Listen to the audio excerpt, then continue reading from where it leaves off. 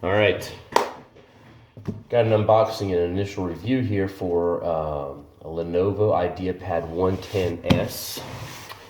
We got this computer a couple days ago from Best Buy for a really good price. This is going to be a on-the-go computer for engineers and techs that need a general basic capabilities. It's kind of like the Asus E205 that I had. It's about in that same league. It's we got it for $170 at Best Buy. But here you go, laptop's right there on top. So here you go. We'll get to this and we'll see what's in the box here. You got a Lenovo support telephone list. You got some buttons and functions and instruction kind of manual right there. This is neat. This is neat. Power cable is not a traditional brick. It's just something I haven't seen in a little while for this segment of computers. It's nice. It's nice and small and compact.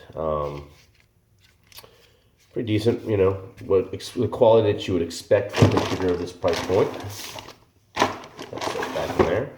Let's take this guy out here. Let's see here. Where are we? Okay, there we go. Okay.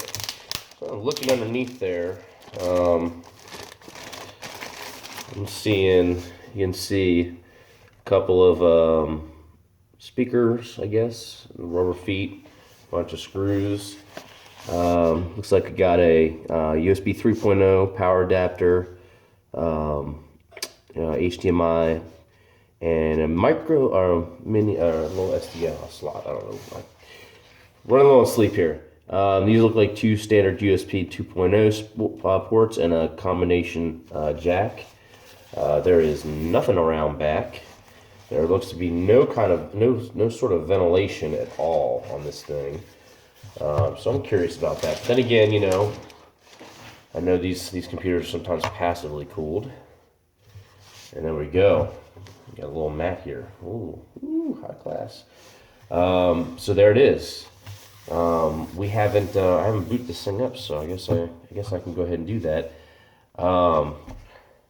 Overall fit and finish is actually. Oh, does it even have a charge? Oh, come on. I thought it would have a charge. Oh well. Okay. Well, initial fit and finish. The keyboard doesn't feel bad. There is a slight bit of flex there, which is not huge, and you know, unless you're like a gorilla or something, you're not going to really notice it. Just normal typing.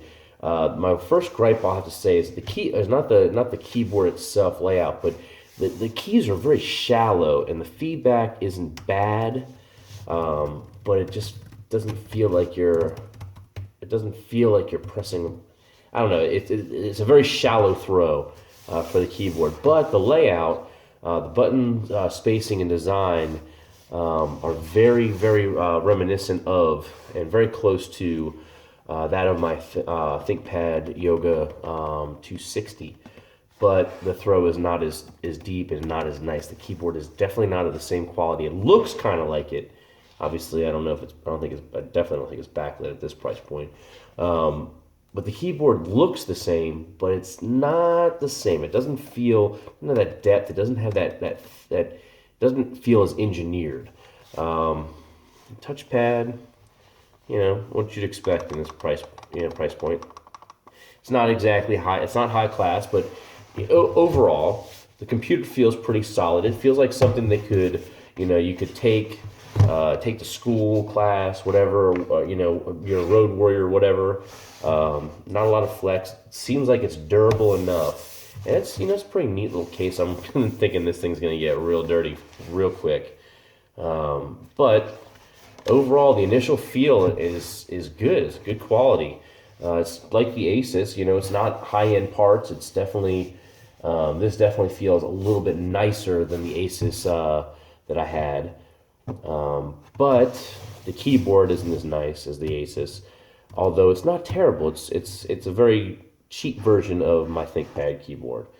I feel like they could have done a little bit better with, a little bit better throw on that. But overall, it looks good.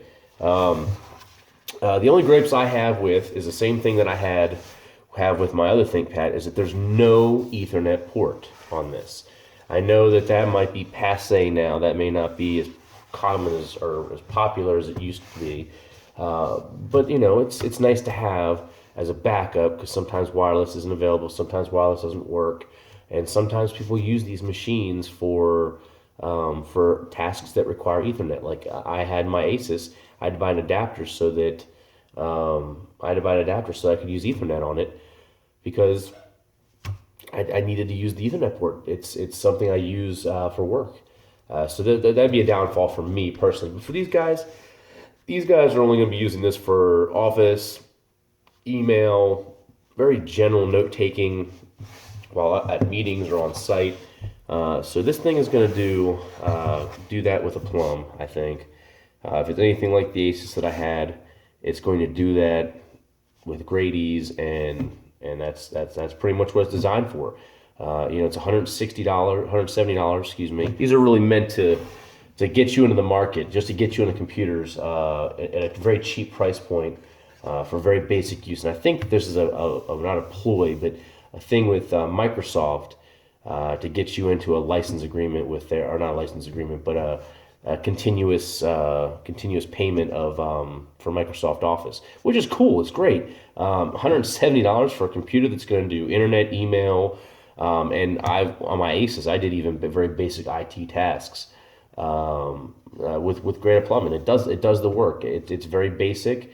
It's no frills, no bells and whistles, but it'll do the basic work, and it'll do it good. It'll do well enough for anybody that really wants it. And so it's nice. I like that they're doing this, because this competes with things like Chromebooks. And honestly, this right here is going to perform as good as a Chromebook, in my opinion, if you clean it up and maybe do like a fresh install, like what I'm going to do. And it works as good as a Chromebook, maybe better. And it's a full PC. It's a full PC. It doesn't need internet connection to function. Doesn't need anything fancy. And it's got more functionality than a Chromebook. So I think it's a win-win. So Microsoft and these manufacturers are doing I think they're doing a great service to people by offering a computer at this price point and this functionality for those who don't want to get a Chromebook, but they want a full PC. So anyways, thanks for watching. Comment, subscribe if you want to. If you don't like it, then thumbs down it. I don't care. But thanks for watching, and see you next time.